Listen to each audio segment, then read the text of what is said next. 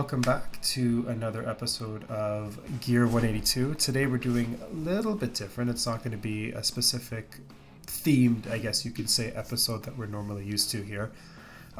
We put it on our Instagram yesterday to kind of like a Q&A, kind of ask us questions that you might have or anything like that. And we got quite a few, so we're not going to go through every single one. So we do apologize if we do miss yours, but we're going to do a few more of these. So keep asking the questions. But no, there was some pretty cool questions that were on here, so we're kind of excited to talk a little bit about them.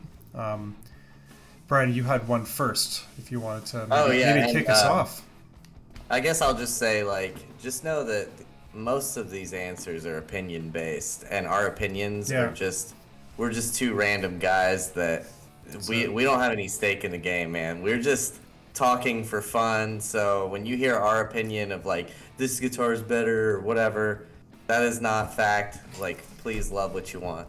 Yeah. I had a message from a guy in Australia, and it was a really long question, and I thought it'd be fun to kick it off for Stefan. Here we go. With Tom being back with Fender, when he has his custom Strats, that was something that Tom actually liked. Did he actually want the Strat as his own, or more was it they joined with Fender and they said, now pick a guitar and we will make it for you? Or was it because he was using his first red Strat, sticker Strat, and Fender noticed and approached him? Do you know? I think it came down to the relationship that Jerry Finn also had with Fender at the time too. From what I was told anyways, Tom wanted a Strat. He wanted to keep using the Strat. When it comes to colors or specific specifications, I think that was more left to Jerry or Alex or whoever. And a fun fact about Jerry Finn, I believe a guitar that he helped design and one of his favorites ever is the Telly Jr. with the P90 pickups in it. He had quite a few mini prototypes, and that was a very heavy guitar that was used by Tom and other artists in the studio. And the sound of it is incredible once you hear these things plugged in. It's unreal. Oh yeah, unreal. All right, so would you be willing to do an episode on Matt Skiba's Jaguars? I think that would be that's one that we've gotten a lot. Absolutely, yeah. I know. I would like that. The thing for me though is there anything really special about his Jaguars other than the green one? Now I know that the black one does have the MS logo on the top, so it is like a custom shop Jaguar that looks almost like a Japanese Jaguar. Mm-hmm. There's really not much to say unless we talk about the acid green, right? From my understanding, yeah, but I still think it'd be a cool episode to kind of go over and for myself anyways learn more and see if there was anything aside from the obvious that was on there. He did have some pretty cool Fenders, especially in his time with Blink, right? He had some pretty cool color schemes and everything too. And I mean, we talk about Tom's Strats, and it was just one pickup and a custom shop body, right? So I mean, I think it's definitely worth having an episode. Yeah, and when I saw Alkaline Trio with Coheed, I think last year, and he was just playing a regular green HH Jaguar. It wasn't even his custom acid green or anything, so interesting. Yeah. Do you think they'll mass produce the new TD Fenders? If so, what color will they choose? And I'm going to turn this into a two-part. Do you think they'll reissue the Strat, Stefan? I think that if Tom likes the Starcasters and wants to go down that route, then yeah.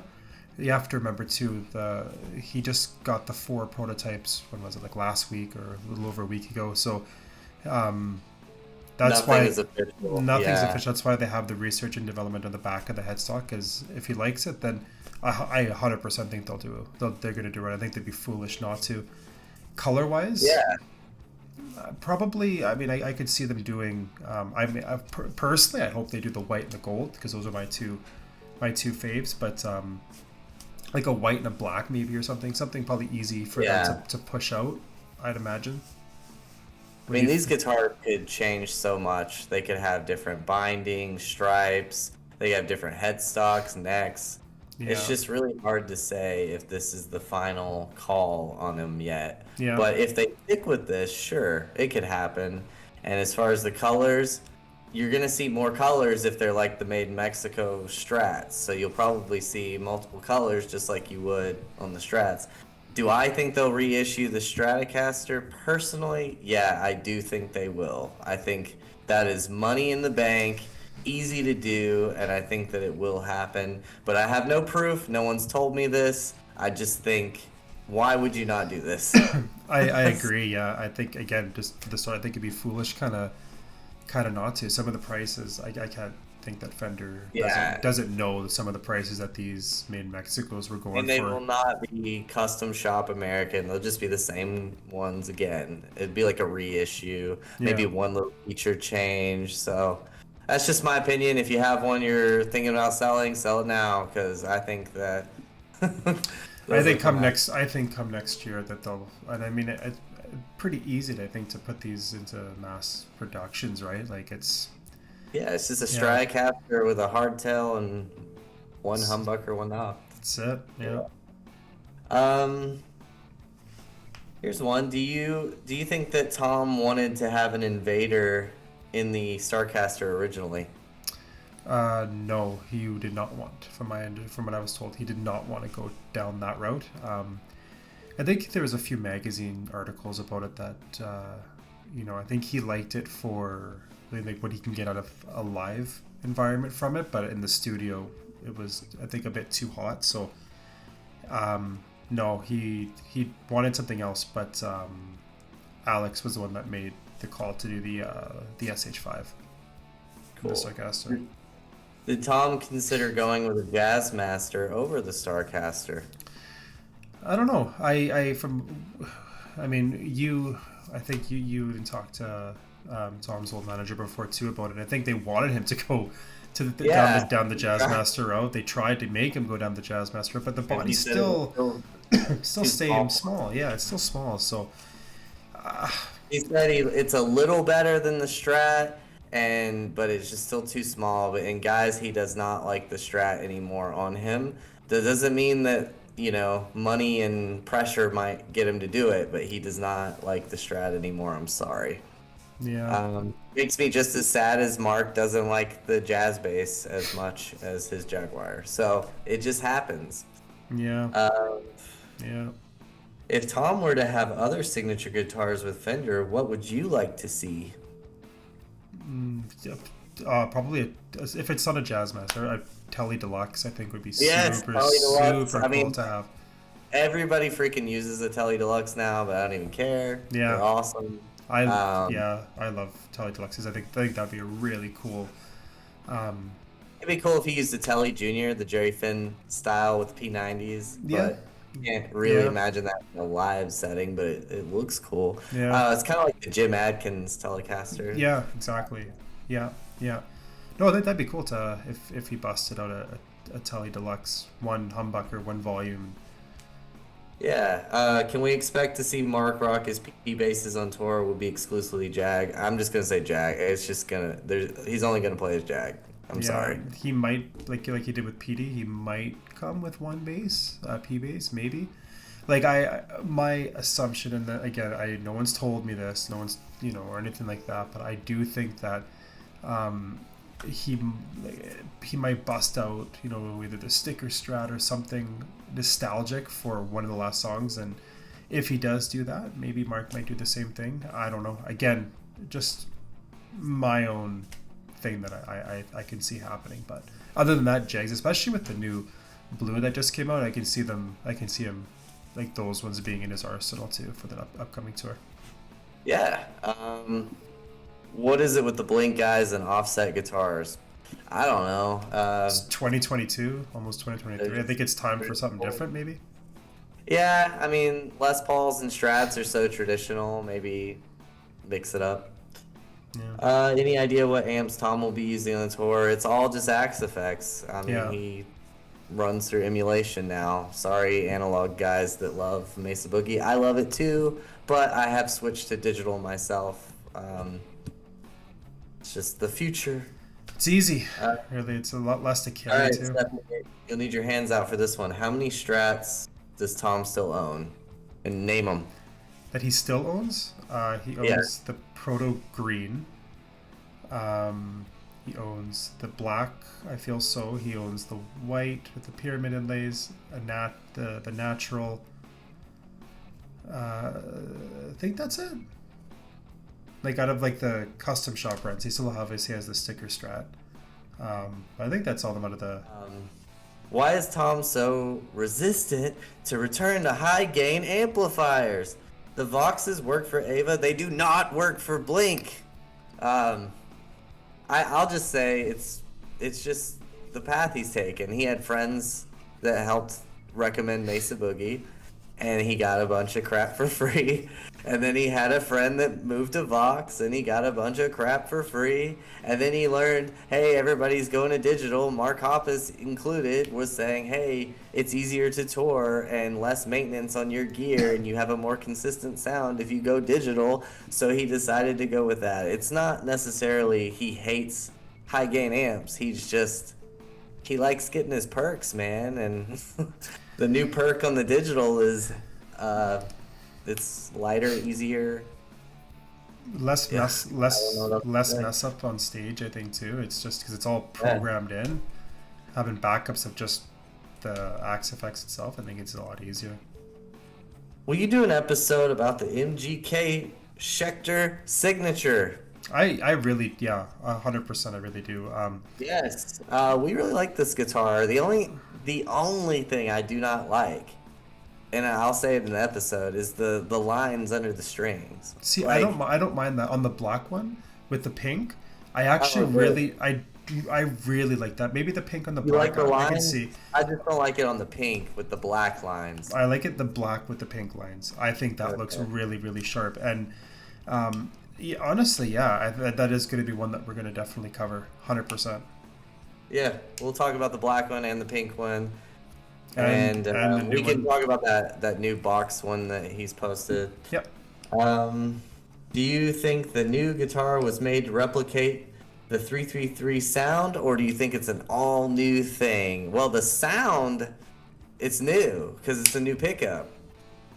But as far as the look of it, I think it's the most Gibson ES 335 guitar that Fender can make.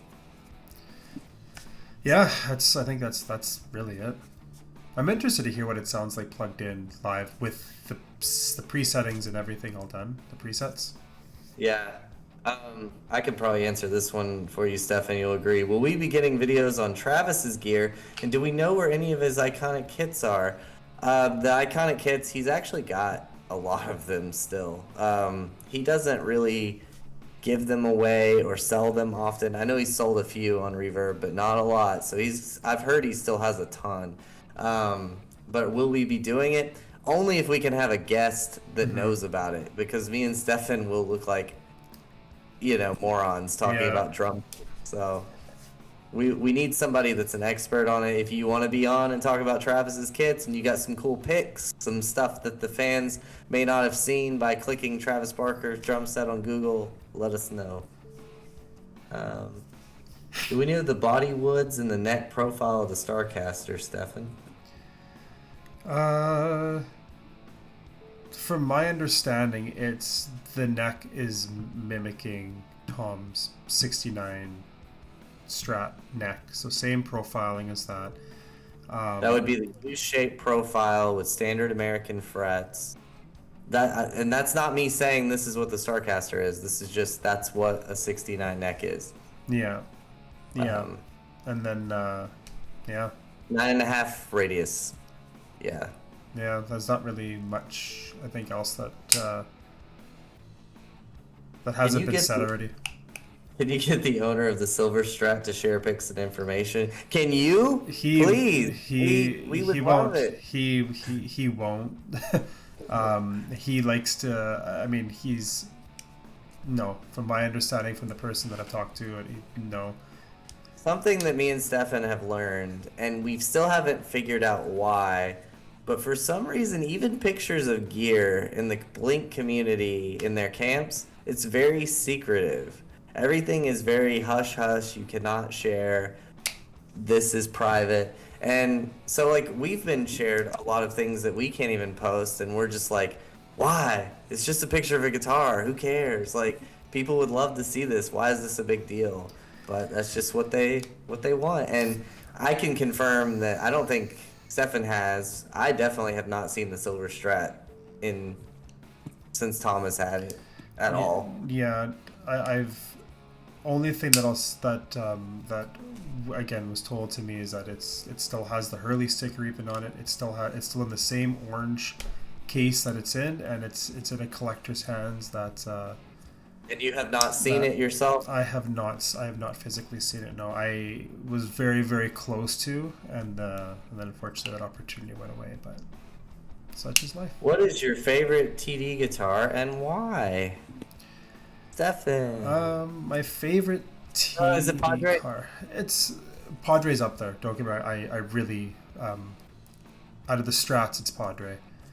But I think I don't know, that natural or the white Gibson that he has with the black stripe. I mean, it's just I don't know, like the playability of it, everything on it is just such top notch, and the way it looks, everything. It's hard for me to pick a top, but definitely it's probably it's up there anyways. It's the white. Yeah, so like mine would be the green punker, but since it doesn't exist anymore, for me, like to own a guitar, I think the coolest one to own is the white Gibson with the black stripes, because it's the most custom guitar. It has the black binding, it has no serial number on the back, no sticker inside. It's just completely custom. It's awesome. Yeah. But if I was gonna have one just to hang on the wall and be like, that's Tom DeLonge's guitar, I think the natural is more, it screams Tom more, Blink more iconic. The natural with the black stripes with the Tom sticker on it. Just if both of them were for sale and I had the money, I don't know what I would pick. I think I'd be in such a dilemma. It would just my head would spin. Yeah. But I will tell you, the biggest piece of Blink merch for me, I know, shocking with the bass, but like, is Mark's bass Pinky, or not Pinky, Scully. I even got it wrong. Scully, to me, that's the ultimate piece of Blink gear. I mean, it honestly is, yeah. Yeah, he used that bass for so long. I remember being in my 8th grade dance, and we were talking about, did you see that hot pink bass that Mark played? Holy crap. That's my holy grail over anything Tom has. Scully bass. Yeah, if talking about Mark too, it would be either Scully or the Chrome Red, like with the fish inlays. Those, like, yeah, doesn't get better for me. Any background or info on how Tom's guitar with the writing on it, Stefan, I can't say the word, acoustic, came to be, and why Taylor brand? I mean, if you play a Taylor 614, I think you'd understand. It's a great guitar. Yeah, he had a few acoustics during that time. Why he gravitated towards that? Again, it's probably just when Tom likes a guitar, that's kind of it. I think it's just it's the like comfortability. It's So it probably to him it sounded good. He liked it, and that was kind of it. And especially during that time, a lot of rock bands that were playing acoustic sets would typically come out with Taylors. So I don't know. Maybe he was influenced by another band too. I think they said one of the most iconic guitars in the world for acoustic is the Taylor 814 CE, which is a even higher grade than the 614. The 614 I think is maple back and sides. The 814 has rosewood back and sides, but they're virtually the same guitar look and feel. I mean, acoustic players will eat me alive on this, but like, they're both amazing. I think Taylor Swift even plays an 814. When I was getting my acoustic, it was a toss up between the 814 because I wanted to. This is years ago. I really wanted to get a really good acoustic that I would have for the rest of my life, and It was a tough one. I picked a Gibson Hummingbird over it though, but those 814s are just beautiful though. They really really are. Yeah. Um, Does the Hummingbird have the cutaway? I can't even remember. No, No, no, it's a just full. round. Okay. Yeah. What is the name of Blink-182's Bunny Rabbit? Does he have a name? I just know him as what, the Skankin' Yeah, Bunny? yeah. I think that was it. I could be wrong though, but I think that was it. Man, some of these questions. What do you think Tom's second pick would be if not the Starcaster? Dude, I don't know. Something hollow? Something Yeah. large? He might not even Uh, have gone with Fender.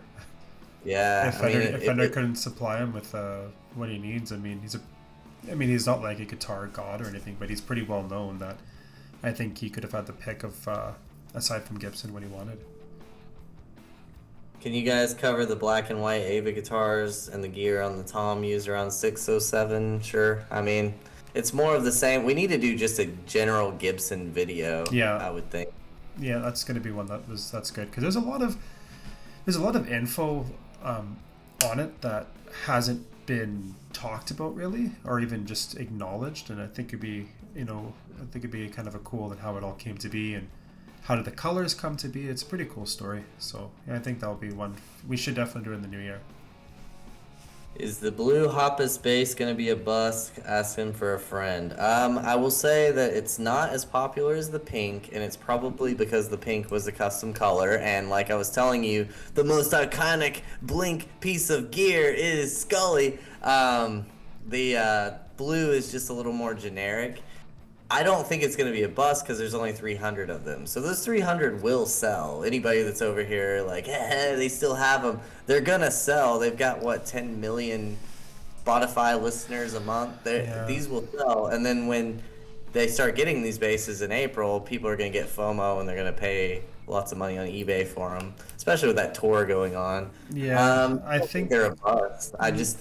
I think they should have done like a yellow or something. yeah, Don't you? I agree that it'd be cool if they would have done a yellow, but the other thing too is that people I think forget that the people that bought the pink ones originally didn't even know that there was a blue one coming, right? So the first 50 that were sold like instant, and then the next wave, the 300, which is the one when I got it, it was up for about I think like half an hour or something, and then it was gone. But I think the people that wanted these bases got it, and then when the blue one came out, then it was like, oh, okay, well, I think they've already filled the orders of the people that wanted them originally. That's my opinion. I think it's cool. I think the blue looks a lot more clean than the Yeah. than the pink, but You don't know how many people I've talked to that are like hardcore Blink fans, and they have no idea this pink or blue bass even existed. Like they only know of like I listen to Blink on Spotify. I occasionally check social media, and I'm going to the tour and all this, but they have no idea there's a Mark Hoppus website with a bass for Yeah. sale. If it was on Guitar Center or Musician's Friend, maybe it would like go like that. Who knows? But I think that's something that we take for granted is that we're hardcore. We know about the clothing, we know about the gear, we know about this. But to an average Blink fan, they may not even know this exists. Yeah, I think it's gonna be collectible. I do mean, too. I honestly do. I think it's super rad though that he's even releasing a different color, like regardless of if it's a bust or whatever. I think it's super cool that they did release a different color and went down the blue route. What is the most prized Blink instrument that you have or have had in the past? That I have and have had. I am a guitar player through and through. I'm not even that good at bass, but I'm telling you, when I have people that come over and they have no idea who Blink is, they freaking love the octo bass. Like, I had that yellow subsonic from Tom, and I had that Ava guitar that was Tom's, and usually guys in the guitar world were like, Tom, I want a Tom guitar.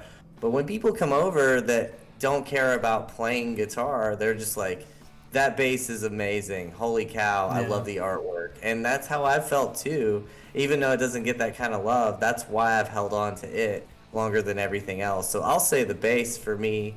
Second was probably the Ava Gibson, but I just didn't appreciate Ava on a level that the dude that has it now does. So it's at a better home. Yeah. What about you? I think for me, Padre, just because not only on what the guitar actually was used on and what it is, but also just how I got it, and able to meet Tom and all this. It was just such a surreal thing. So sentimental wise as well. I mean, it's Padre. I mean, this, don't get me wrong. The Subcaster is super super cool, but Padre definitely for me. Cool. And then there's questions about recording gear. It's so hard to know, man. Like, there's so many layers of guitars and weird instruments that they use. Like this white Hoppus bass that I got that's still in the shop. It was in the background of the We Don't Need to Whisper documentary. Was it used on the album? We don't know. Was it played on any tracks? We're not sure. But it was just in a stack of guitars that Tom had. And he's just trying different things. I mean, if you remember on that documentary, they're like opening drawers to make noises for like the beginning of the Start the Machine song. They're like clacking on pans and stuff. I mean, there's literally anything that could be used on these albums. So it would be really hard, I think, to do an album breakdown. Everybody just thinks he walks in there with his green Strat and he's like, let's record, and he does the whole thing on it. I don't see it like that. I see it like, what do you have, Jerry? 1,000 guitars to choose from. Okay, let's try this and this and this. Yeah, I agree. It's so hard to get what tone is, and we see a lot even on the Reddit page and stuff too, is how did Tom get tone on this, or how did this video from Conan O'Brien, and how did he get the aftermath, like all these things. Like, it's so hard to really get that exact tone unless like you're really fidgeting into dialing it in, and it's hard. All right, two more. One that I asked you, Stefan, is, do you think they're gonna add stripes to his Starcaster? We're trying. We're trying. I hope so. And I hope it's, I know a lot of people want. There was the picture of like the line down the middle, like the Gibsons, and that's cool. Like they looked super cool on it, but I think that's too much like the Gibsons. I would like it have like how Padre is, like having it on the back heel of it. I think that would be really really cool on a Starcaster. We've done a couple mocks just on Photoshop or whatever, and they turned out pretty cool. So we'll see. I would love to see the next one that comes out if it would have like the racing stripe on it. That'd be super cool. Yeah, this is good. This episode's really cool. It's got a very like chill podcast vibe. Like, people can just listen to this while they're just eating their breakfast or whatever. Yeah. All right, the big question. I saved this one for last for you, Stefan. Here we go.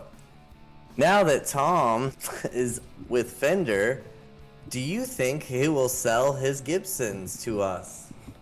I don't know. Over and over and over. Will Tom sell me a guitar? Because I get it, guys. You see us. We've got Blink guitars in the background. It's like they have one. I want one. What is your answer to this, Stefan? I'm just going to step back. If it happens, it happens, to be honest. I think right now, especially right now, I think Tom is in a pretty good financial position that I don't think he really needs to sell anything. And if it is, it's just to clear out space. And I think with the past Reverb sale, that he got rid of all of the cases and all that, really did clear up a bunch of space. So I don't think we'll see anything anytime soon. Will it happen? It could, yeah, but I mean, I think for right now it's gonna be probably not.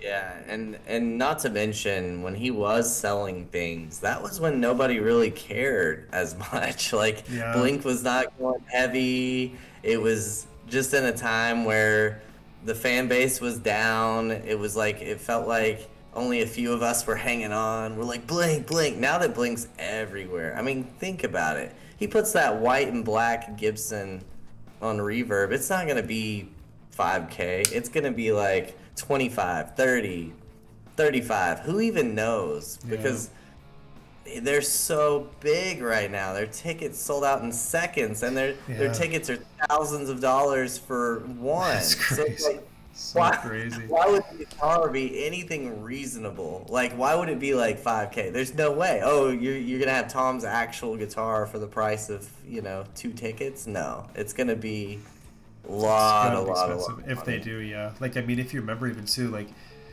just to your point, man, it's when he had the Delegacy sale. Look how long some of those guitars sat for.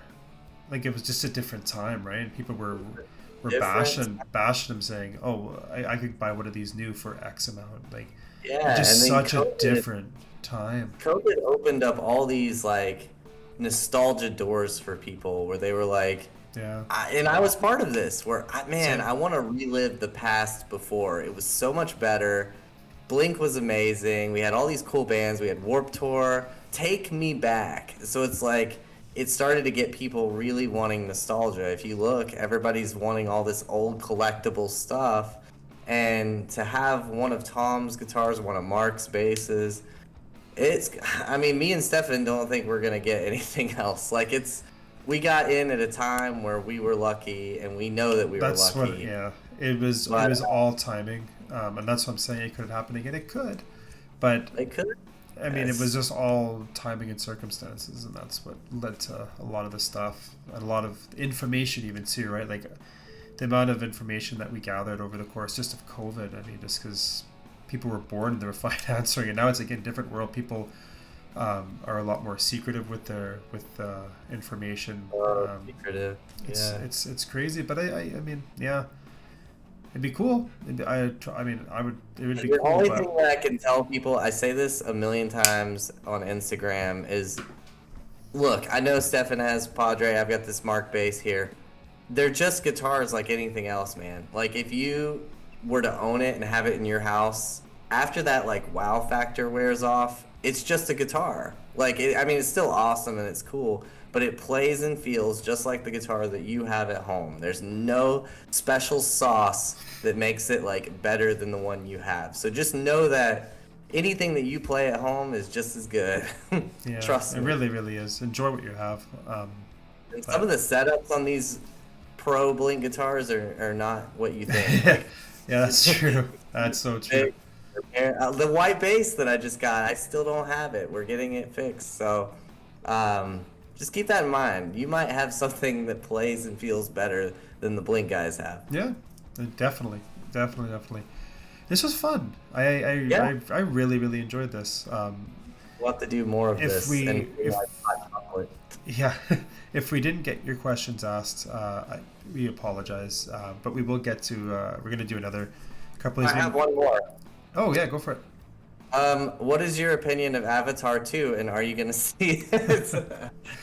I'm definitely gonna see it. I just with it being the holiday time, it's so hard to Here's do. why I support Avatar. I know it's kind of dumb, but it's an original idea. It's not a comic book. It's not a remake. I'm like, come on, give the guy some credit. He is making his own thing It's over a new here. franchise. Yeah, it really is. It Yeah. opens the door to a lot more. I'm definitely gonna see it. I know a few people that have seen it that said it's pretty good. So I really enjoyed the first one. It's actually been a while since I've seen the first one though, but I really enjoyed the Oh, first one. I gotta rewatch it.